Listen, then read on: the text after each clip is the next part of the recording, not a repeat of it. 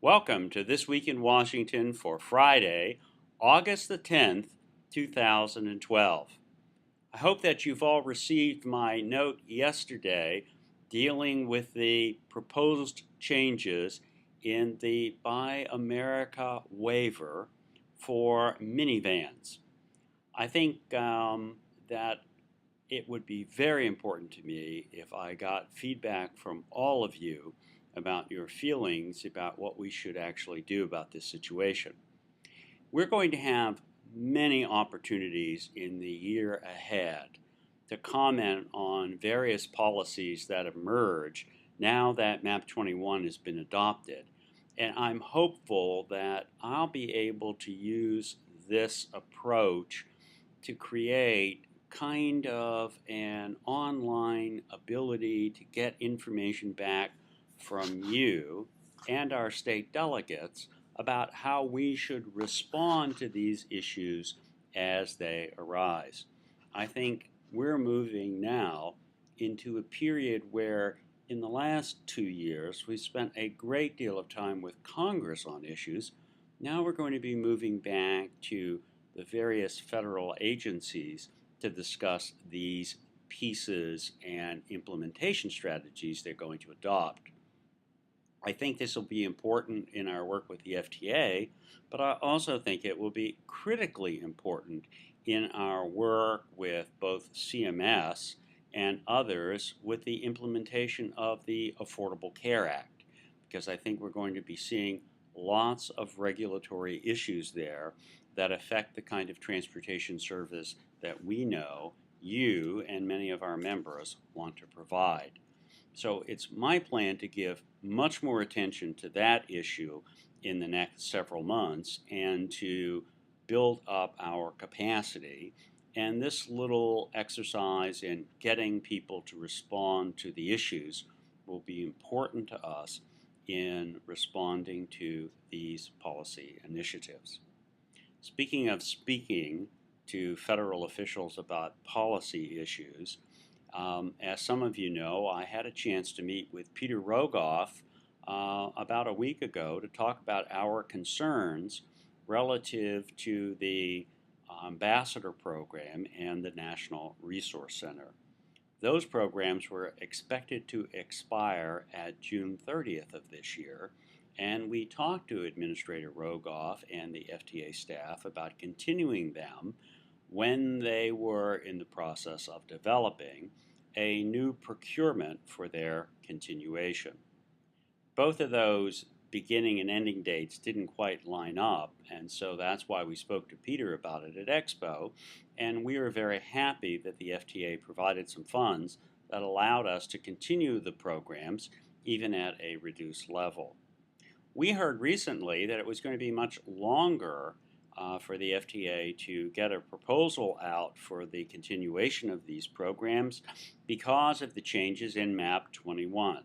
So I had an opportunity to visit with Pete about that, and he was very kind to say that he would get this moving right away, and I'm pleased that right away meant that it was released today. So we and our colleagues here, our potential allies who we've worked with in this effort in the last several years, are all going to get together and respond positively to the proposal that's going to be coming out. And I'm looking forward to continuing our efforts to provide important technical assistance and help to our members and the broader community as our program has been doing for the last several years. So you'll probably be hearing more about that in the immediate future as well. In the last several weeks, we've continued to explore new financial alternatives to help our members in financing their transportation investment strategies beyond just federal funds. We've had some good and innovative discussions with some different partners.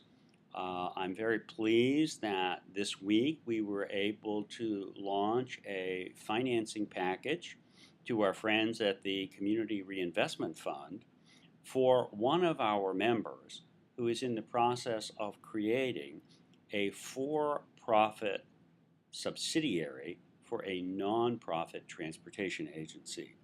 This for-profit facility that they've created will enable them to access different kinds of tax credits as well as investment options that provide lower interest rates for their plan to provide expanded services.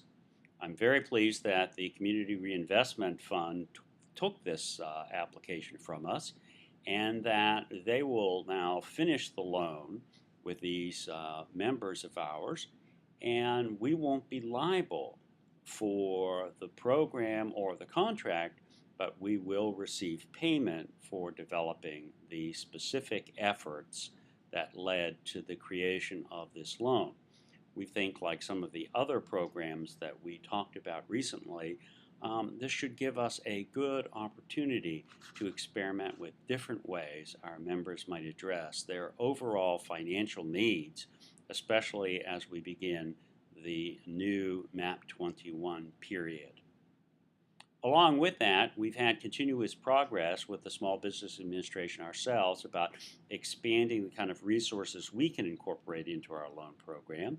And I'm looking forward to our upcoming board meeting to have an opportunity to explain to all of you where we think we are on that and the possible benefits that we'll be able to provide that will help our members in various different ways to meet their financial needs and obligations, as well as to develop longer-term strategies that concern themselves with capital and capital replacement.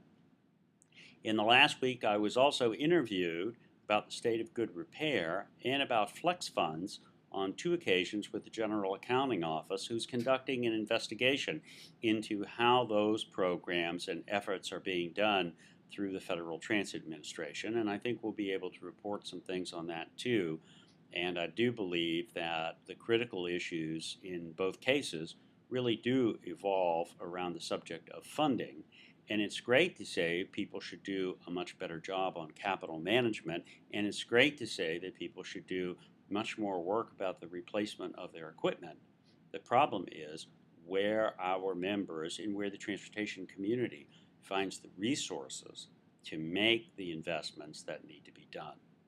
So that's pretty much what went on here this week. Even though Congress is out of session, we've been awfully busy, and I think it's going to be that way for everyone throughout the rest of this year, especially as the elections continue to heat up and we hear more about the plans of various people in the year ahead.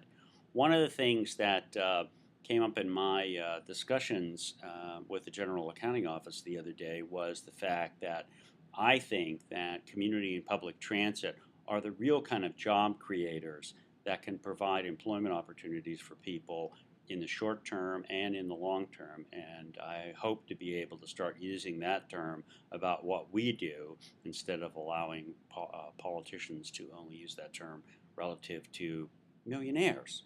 So that's all I have for today. I hope that you'll have a good weekend. Please feel free to get in touch with me if the need arises. And please, if you haven't already responded to my note about this waiver situation, I am interested in getting your views, and I will be able to put forward, I think, a strategy that we can use to access your future views on similar subjects, as well as those of our delegates and other interested members. So thanks, stay in touch, and have a good weekend. Goodbye for now.